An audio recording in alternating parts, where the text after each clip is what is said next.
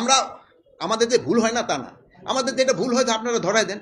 আমরা যদি এখানে চুরি ধর্মে কোনো কিছু করি, আমরা বলে দেন যে স্যার আপনি এখানে এই এই জিনিসটা খারাপ করছেন, আপনি পয়সা মারতেছেন, আমরা বলে দেন।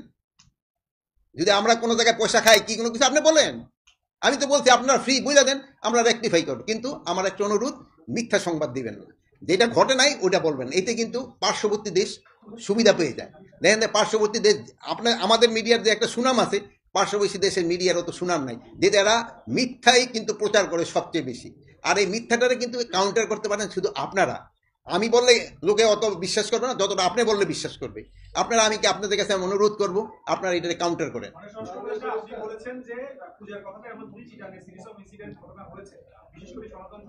শোনেন, সিরিজ অফ ঘটনা হয়েছে, বাট আপনি কম্পারেটিভলি যদি আগের থেকে দেখেন এটার থেকে অনেক কম হয়েছে।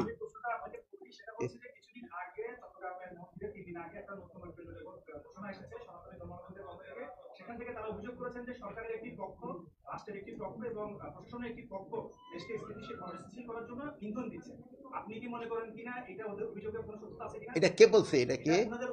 কাদের?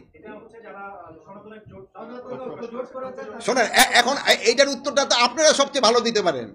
আপনারাই তো এটার উত্তরটা দিয়ে, আপনি এটা লেখেন যে আমরা কোনো কিছু কারোর প্রতি করতেছি কিনা, আপনি লেখেন। এটা আমি আমার বলার থেকে কি, আপনি তো অনুসন্ধানী করে বলেন, এটা তো আপনি বললে আমার থেকে আর বিষয়। আমি যদি বলি যে আমরা করতেছি না, এই অন্য দেশের উস্কানি তো আপনিও দেখতেছেন। আমি এই যে প্রথমই তো বললাম কি হারে মিডিয়া পার্শ্ববর্তী দেশ আপনার সম্বন্ধে বলে, দেখছেন, দেখতেছেন না? আমাকে পার্শ্ববর্তী দেশ তো কোনটা, এখন যদি আপনারা বল দিয়ে আমি, তা আপনি কি সাংবাদিকতা করতেছেন? তো পরে বলবেন যে স্যার এই পার্শ্ববর্তী দেশটা বলেন এই নামের কোন ম্যাপে আছে, কোনটায় আছে? আর একটা বলেন, আমাদের আমাদের জনমনে অনেক বিভ্রান্তিকর তথ্য পার্শ্ববর্তী দেশ থেকে আসছে, আমরাও শুনছি। শুনছেন কেন? আপনারা জানেন সর্বশেষ গুজব রটানো হলো একটি জাহাজ নিয়ে। হ্যাঁ, দীর্ঘদিন পর একটি সরাসরি জাহাজ আসলো চট্টগ্রামে, এটা নিয়ে উথাল পাতাল অবস্থা। আমরা গণমাধ্যম কর্মীরা যার অবস্থান থেকে চেষ্টা করেছি এই সকল বিভ্রান্তি দূর করার জন্য, আমাদের লিখুনির মাধ্যমে, আমাদের সংবাদের মাধ্যমে। আপনার কাছ থেকে একটু জানতে চাই, শুনেন এই জাহাজটা আসছে কোথা থেকে? মিডল ইস্ট থেকে আসছে। কোনো নতুন আশঙ্কা আপনি? না না না, শুনেন এই জাহাজটা আসছে মিডল ইস্ট থেকে, আইসা একটা দেশে গেছে, ওই দেশ থেকে আমাদের এখানে। আমাদের দেশে কি কোনো দেশের জাহাজে আসা কি নিষেধ আছে? কোন দেশের জাহাজ আসে আমাদের দেশে? আমরা সবার জন্য তো আমাকে বন্দর উন্মুক্ত। অন্য দেশের জাহাজ আসছে অসুবিধা কি? আমার খালি একটা দেশের জাহাজ আছে, আমরা কি কারো কাছে বন্দি নাকি? আমি যে খালি তারই সেবা করব? আমার দেশে, আমার দেশ ওপেন, সবার জন্য খোলা। এইটার ভিতরে আপনি দেখছেন যে এইটার ভিতরে কিন্তু অনেক কিছু আছে। আপনারা জানেন খেজুর, পেঁয়াজ, যেটা আমার এখন দরকার, রোজার সময় আমার খেজুর দরকার, তো এটা আসছে, আলু, এগুলি আসছে, তো এগুলিকে আমি আসতে দিব না? এইটা যারা রটাচ্ছে তারা আমাদের দেশের শত্রু, যারা এটা রটাচ্ছে এটা আমাদের দেশের শত্রু, এটা আপনারা প্রচার করেন।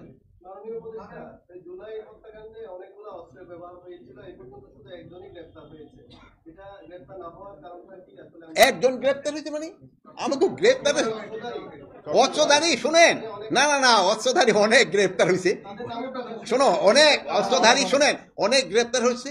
ওখানে আপনার ওই যে পাবলিক প্রসিকিউটর কিন্তু একটা কিছু বলছে যে সব কিছু সব জায়গায় কিন্তু প্রকাশ করা যায় না।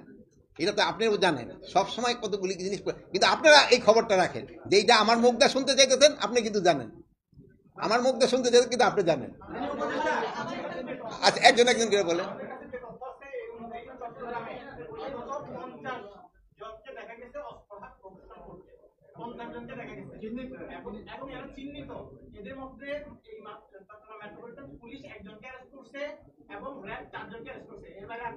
শুনো, আমি মেট্রোপলিটন পুলিশ কমিশনারে, আর আপনার এদের থেকে আপনি লিস্ট নিয়ে সাথে সাথে অ্যারেস্ট করার ব্যবস্থা করেন। আর আপনার র্যাবের কি আছে?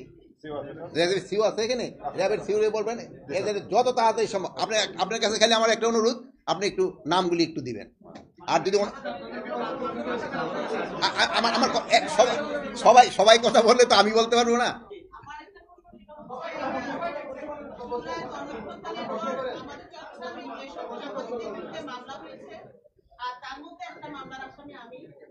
তো আমার কথা হচ্ছে সেটা পিবিআইকে তদন্তের জন্য দিয়েছেন, আসলে তদন্ত হচ্ছে কিনা বা আমরা এখনো জানি না, আমাদের সাথে কেউ যোগাযোগ করেনি। যদি আমি অপরাধী হয়ে থাকি, সে যে মামলার আবেদনটা করেছে সেখানে যে অভিযোগগুলো দিয়েছে, যদি সেটা আমি করে থাকি আমি সেটা মেনে নিব, কিন্তু তদন্তটা আসলে হচ্ছে কিনা বা কি অবস্থায় আছে এটা পিবিআই তদন্ত রিপোর্ট দিবে আদালতে। বোন আপনি একটু বসেন। সেদিন এক মিডিয়ায় এক বড় নেতা বলতেছিল যে একজনের সাথে স্বরাষ্ট্র উপদেষ্টা দেখা করছে তার মিটিংয়ে, যে সে একটা মামলার আসামি। এখন এই যে আপনি আমার সাথে কথা বললেন, এটা হয়তো আরেকটা মিডিয়া বলবো যে উনি একটা, আমার কথা শেষ করি, উনি আসামি, ওনার সাথে স্বরাষ্ট্র উপদেষ্টা কথা বলছে।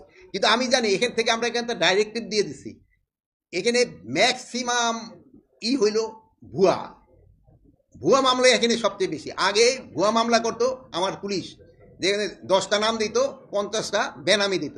কিন্তু এখন হচ্ছে কি, জনগণ দিচ্ছে 10টা নাম, 50টা বেনামি। এই জিনিসটি তো হচ্ছে। এই জন্য কিন্তু আমরা পিআরও আছে নাকি, আমরা শুধু ডিরেক্টিভ দিচ্ছি এটা না। আপনাকে মিডিয়া প্রথম দেওয়ার পরে দেখছি অত প্রমিনেন্ট ভাবে ছাপায় নাই, পরে আমি পয়সা দিয়া এটা আবার হিসাবে দিছি, অ্যাড হিসাবে দিছি, যেন জনগণ জানতো। এরপরে আপনি আরেকটা দেখেন, যদি অ্যাকচুয়াল মামলা হইতো তো আপনার ধরার কথা, কিন্তু আপনার তো ধরে নাই।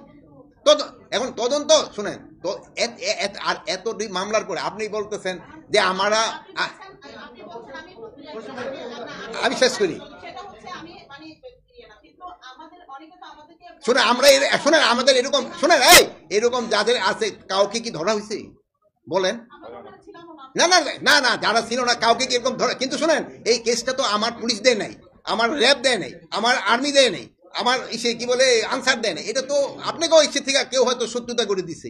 তো এই জন্য আপনি যেন কোনো অবস্থায় হেরাস না হন, এই জন্য তো আমরা ব্যবস্থা নিচ্ছি। এই জন্য তো আপনি আমাদের ধন্যবাদ দেওয়ার কথা। ধন্যবাদ তো দিচ্ছি, কিন্তু আমরা কই ধন্যবাদ দিচ্ছেন?